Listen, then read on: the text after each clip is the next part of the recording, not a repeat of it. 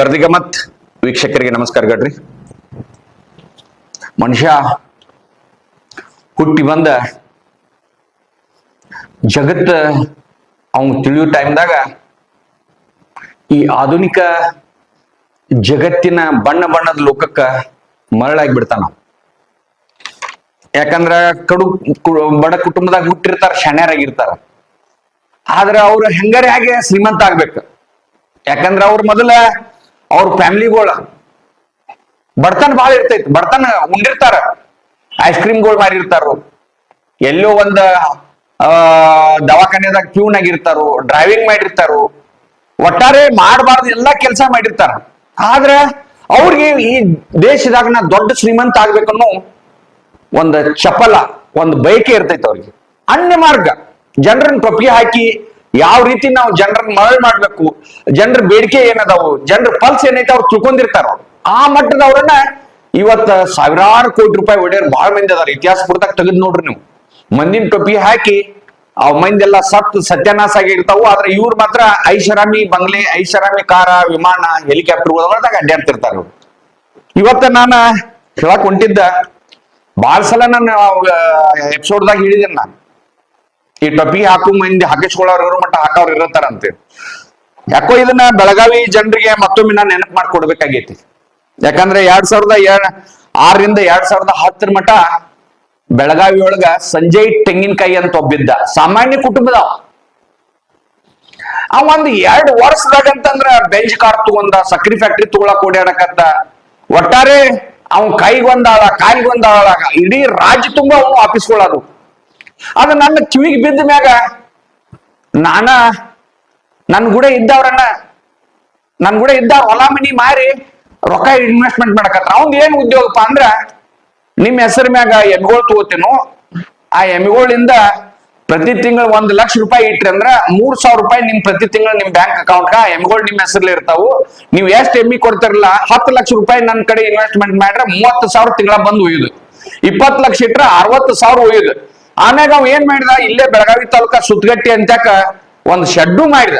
ಒಂದ್ 700-800 ಎಮ್ಮಿಗಳನ್ನು ತಂದ್ ನಾವು ಮೈಸಾಳಿ ತಲಿ ಎಮ್ಮಿಗಳು ತಂದ್ ನಾವು ಮೈಸಾಳಿ ತಲಿ ಎಮ್ಮಿಗಳು ತಂದ ನೋಡಾಕ್ ಹೋದು. ನಮ್ ಕೂಡ ಇದ್ದವ್ರೆಲ್ಲ ಪಾಪ ಹೊಲ ಮಾರಿ, ಮನಿ ಮಾರಿ, ಬಡ್ಡಿಯಲ್ಲೇ ಸಾಲ ತೆಗೆದು ಮೀಟರ್ ಬಡ್ಡಿ ತಂದ್ ರೊಕ್ಕ ಇಡಾಕತ್ತರ.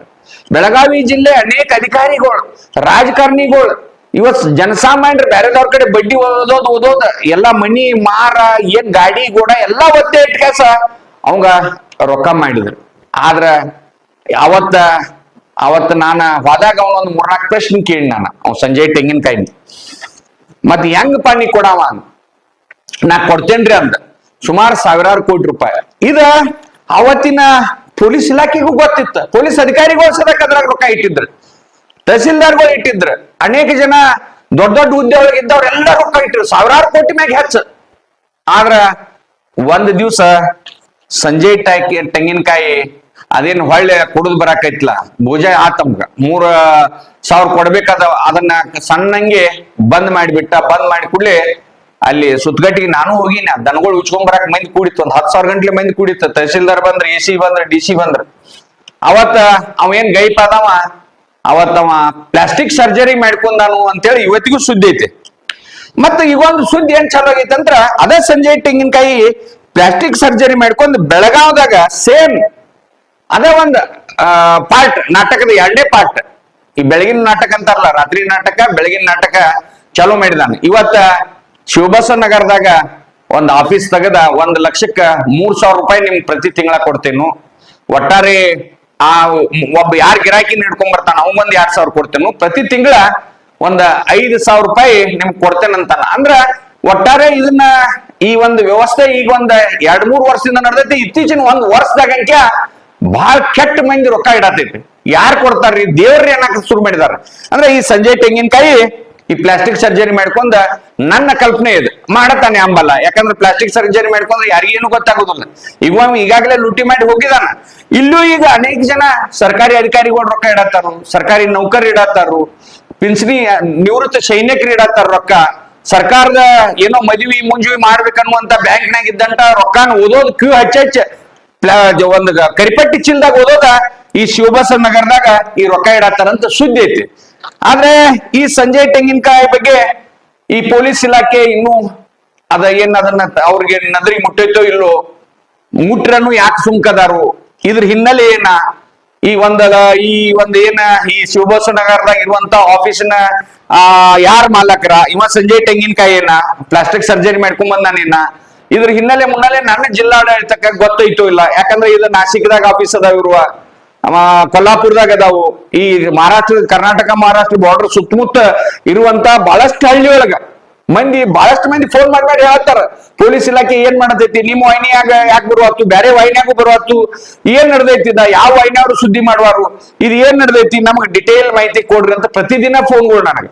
ಅಂದ್ರೆ ಒಟ್ಟಾರೆ ಈ ಪೊಲೀಸ್ ಇಲಾಖೆ ಆಯ್ತು, ಇನ್ಕಮ್ ಟ್ಯಾಕ್ಸ್ ಇಲಾಖೆ ಆಯ್ತು, ಏನ್ ನಡೆದೈತಿದ, ಹೆಂಗ್ ಕೊಡಕ್ ಸಾಧ್ಯ ಐತಿ, ಇದ್ರ ಹಿಂದಿನ ಉದ್ದೇಶ ಏನ, ಇದ್ರ ಹಿಂದೆ ಯಾರದಾರು, ಪೊಲೀಸ್ ಇಲಾಖೆ ಕೂಡ್ಲೆ ಇದನ್ನ ತನಿಖೆ ಮಾಡ್ಬೇಕು. ಯಾಕಂದ್ರ ಊರ್ ಹಾಳಾದ್ಮ್ಯಾಗ ಕೋಟಿ ಬಾಗ್ಲ ಹಾಕಿರಂತ ಹಂಗಾಗ್ಬಾರ್ದು. ಯಾಕಂದ್ರ ಉದಾಹರಣೆಗಳು ಬಹಳ ಅದಾವ. ಸಂಜಯ್ ತೆಂಗಿನಕಾಯಿದೊಂದು ದೊಡ್ಡ ಪ್ರಮಾಣ ಬ್ಯಾಂಕ್ಗಳದ್ದು ಸಂಗೊಳ್ಳಿ ರಾಯಣ್ಣ ಬಂತು, ಇದು ಯಾವ್ದು ರಾಣಿ ಚೆನ್ನಮ್ಮ ಬ್ಯಾಂಕ್ ಬಂತು, ಅನೇಕ ಬ್ಯಾಂಕ್ಗಳು ಕೋಆಪರೇಟಿವ್ ಕ್ರೆಡಿಟ್ ಸೊಸೈಟಿಗಳು ಬಹಳಷ್ಟು ಹಾಳಾಗಿ ಬಾಗ್ಲ ಹಾಕಿಕೊಂಡು ಹೋಗಿದಾವ. ಈ ಒಂದ ಜಿಲ್ಲೆ ಒಳಗಿರುವಂತ ಪ್ರಜ್ಞಾವಂತರ ಇದ್ರ ಬಗ್ಗೆ ಲಕ್ಷ ಕೊಡ್ಬೇಕು. ದಯಮಾಡಿ ಇಂಥವಕ್ಕೆಲ್ಲ ಎಂಟರ್ಟೈನ್ ಮಾಡಬಾರ್ದು, ಸಂಬಂಧಪಟ್ಟಂತ ಇಲಾಖೆಯವರ ಗಮನ ಹರಿಸ್ಬೇಕು. ಇಲ್ಲಂದ್ರ ಗರ್ದಿ ಗಮ್ಮತ್ತ ಫೀಲ್ಡ್ ಇಳಿಬೇಕಾಗ್ತೈತಿ. ಯಾಕಂದ್ರ ಜನರ ರೊಕ್ಕ, ಬೆವರು ಸುರಿಸಿದ ರೊಕ್ಕ ನೀವು ಲೂಟಿ ಮಾಡ್ಕೊಂಡು ಆದ್ರೆ ಕೇಳೋರಿಲ್ಲ ಹೇಳೋರಿಲ್ಲ. ನಾಳೆ ಈ ಸಂಜಯ್ ತೆಂಗಿನಕಾಯಿಗತ್ತ ಗೈಪ್ ಆದಂದ್ರ ಯಾರು ಏನು ಮಾಡಕ್ ಆಗುದಿಲ್ಲ. ಭವಿಷ್ಯಕ್ಕಾಗಿ ಇಟ್ಟಂತ ನಿಮ್ಮ ವಯೋವೃದ್ಧ ಜೀವನವನ್ನ ಸರಿಯಾಗಿ ಮಾಡಕ್ ಹೋದಂತ ನಿವೃತ್ತಿ ನೀವು ಜೀವನದಾಗ ದುಡ್ದು ಗಳಿಸಿದ್ದೆಲ್ಲ ಇಟ್ಟಂತ ರೊಕ್ಕ ಯಾರೋ ಒಬ್ರು ಹಾರಿಸ್ಕೊಂಡು ಅದ ಹಾ ಅಂದ್ರು ಇಲ್ಲ, ಹೂ ಅಂದ್ರು ಇಲ್ಲ. ನಮ್ ಕಣ್ ಮುಂದ ಅನೇಕ ಘಟನೆಗಳು ಅದಾವು. ಅದಕ್ಕ ಈ 1,00,000ಕ್ಕ 3,000 ಹೆಂಗ್ ಕೊಡಕ್ ಸಾಧ್ಯತೆ ನೀವು ಕುಂತ ಮೊದಲು ವಿಚಾರ ಮಾಡಿಕೋರಿ. ಯಾವ ಬ್ಯಾಂಕು ಕೊಡಕ್ ಆಗುದಿಲ್ಲ, ಎಂತ ಉದ್ಯೋಗಪತಿಯನ್ನು ಕೊಡಕ್ ಆಗುದಿಲ್ಲ, ದೇಶದ ಪ್ರಧಾನ ಮಂತ್ರಿನೂ ಕೊಡಕ್ ಆಗುದಿಲ್ಲ, ಯಾವ ಬ್ಯಾಂಕು ಕೊಡಕ್ ಆಗುದಿಲ್ಲ.